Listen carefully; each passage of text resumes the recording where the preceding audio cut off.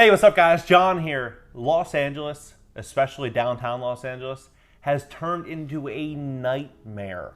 All thanks to Eric Garcetti and Gavin Newsom. And in this video, I'm gonna give you a full tour of downtown LA and show you what it looks like now. And it's a disaster zone. And this isn't the stuff that you're gonna hear on mainstream media.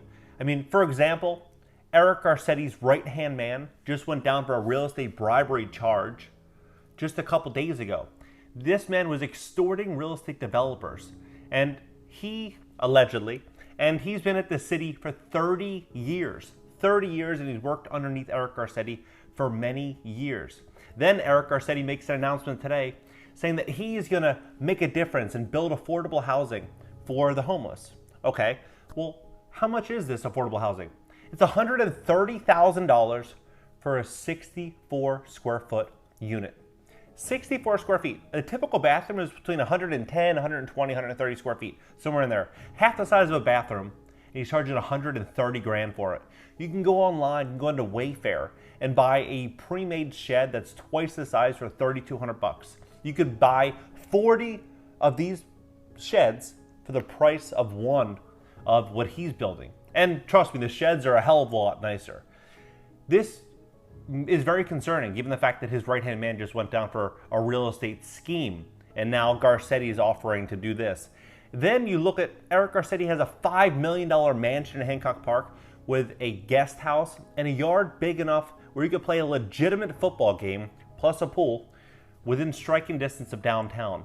And then you got Gavin Newsom, who did a massive deal with China, as well as got a $3 million house given to him, paid off. No loan, $3 million gift.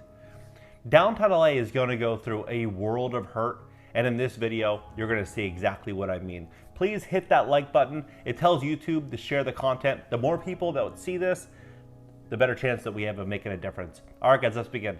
As of now, gang members, top gang members, are going out there and targeting the homeless. They see them as easy bait, and they're going after them. And it's very aggressive and it's very dangerous. And Eric Garcetti had a genius plan, which is to take some of the people on the street and put them in the Ritz-Carlton, the most prestigious and beautiful building in the entire city, and give them a free place to live. These multi-million-dollar units, some of the most beautiful units I've ever seen, next to top CEOs, athletes, people high in the entertainment industry that work their entire life to get to that pinnacle of their career. And then Eric Garcetti wants to put people from Skid Row next door to them. This is the current state of California. This is the environment of California. What you'll notice when you drive into downtown LA is usually luxury cars, exotic cars, Ferraris and Lamborghinis and Escalades and Porsches. It's the norm, but they're slowly starting to fade out. And now what we're seeing is the norm is moving trucks. Everybody is moving out of downtown LA. They're literally on every single corner. There's somebody leaving. And today I walked into a luxury building in the nicest part of downtown LA. I mean, the nicest part, right near the Whole Foods. And I go in and speak to a property manager. I ask for a tour. She shows me one of the units. It's a beautiful unit. Pre-pandemic, this unit rented for $3,500. Now it's $2,200. So it dropped $1,300 per month, but not just that. Now they include 2 months of free rent, which brings the rent down below $2,000 for this brand new unit, this brand new building with all the amenities that you can't use. And when you go out front of your unit, we go downstairs and you walk outside, what you'll notice is boards on every single building.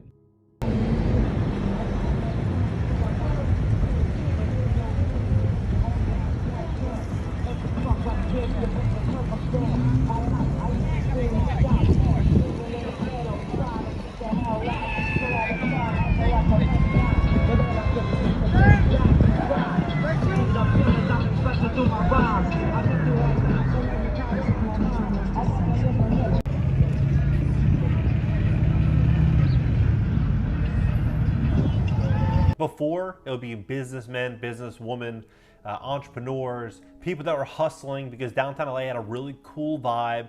Last couple of years, it went through a really big growth spurt with a ton of investment capital, and this drove a lot of confidence into the city.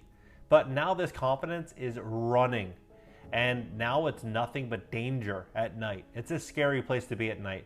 Recently, about a month ago, a jewelry store owner was stabbed and killed in a robbery. And this isn't anything too rare. This is, I think, going to become more of the norm.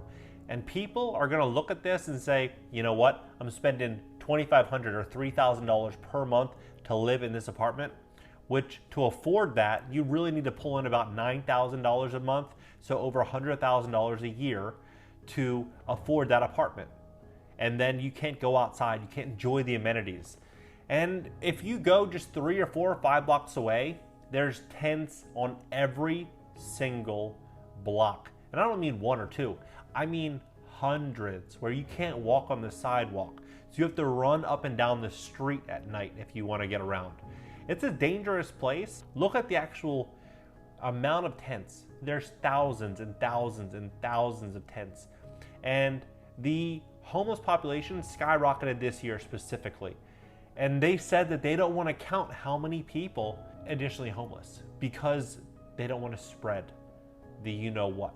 You know what? This is absolutely crazy to me. You can do everything else, but they can't really accept responsibility for what they've done to this city. All these people that owned restaurants and dry cleaning and coffee shops and all this stuff in downtown LA, they've been there for many generations. I mean generations. They have to board up and close up for good. Lease space in downtown LA, it can be between 10 and 20 bucks a foot or more. So if you lease a 1,000 square foot place at 10 bucks a foot, that's $10,000 a month in rent. $10,000 a month does not include utilities, doesn't include an assistant, doesn't include any of your goods that you're selling. So you put these people out of work and you force them to board up their businesses because if they don't, people will break in and rob the place out of desperation. You do that for a month, 2 months, 3 months, all these businesses are done. Look at Yelp, for example. Yelp says that over 160,000 businesses closed by September. So from March until September, you had 160,000. So by now, you're definitely over 200,000 businesses gone forever. Look at Gavin Newsom with no mask on, not social distancing, with quote-unquote medical industry lobbyists and others at Napa County restaurant where meals cost a minimum of $350 per head. 350 bucks per head. That's about 1 week's worth of work for a lot of people.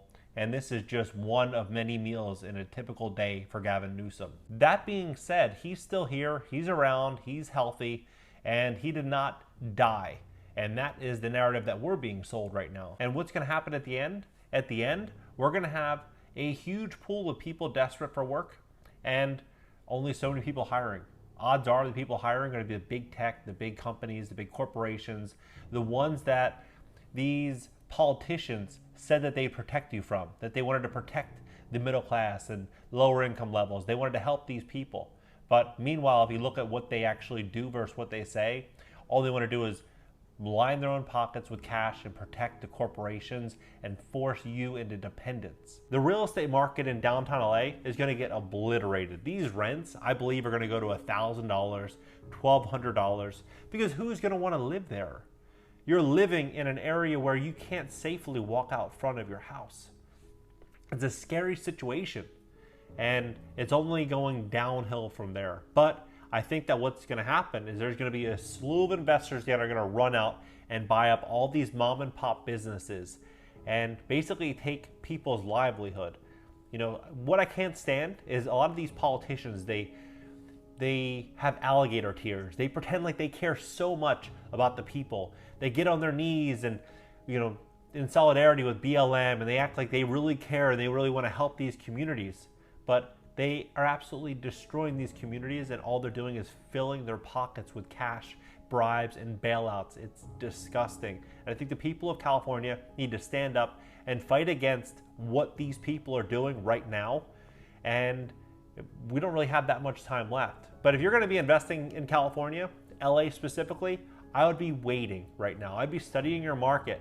But there's so much that can happen inside the next few months that I think there's a lot more risk than reward in the real estate market from a multifamily in perspective. If you're going to go out and buy apartments, I think rents are going to be on a big downtrend because the desirability to be in SoCal, especially near downtown LA, is going to fall off a cliff. I believe that we have a narrow window of time to save LA, to save America, to save everything from really being controlled by corporations. That is the real key here, is still having a middle class to where people can provide shelter for themselves, where they can provide for themselves and live life on their own terms. Me, I've always lived life on my own terms. I'm an entrepreneur. I've never worked for anyone, and well, not since I was 17. One thing that really motivated me to that is freedom. I want the freedom of choice. I want to be able to make my decisions, live my day on my terms and no one else's. But if they get their way, everyone's going to be living life on their terms. We can't let that happen. So please hit that like button, hit the share button, share this video, and let's all stand together and get this message out to as many people as possible, and let's get back to normal.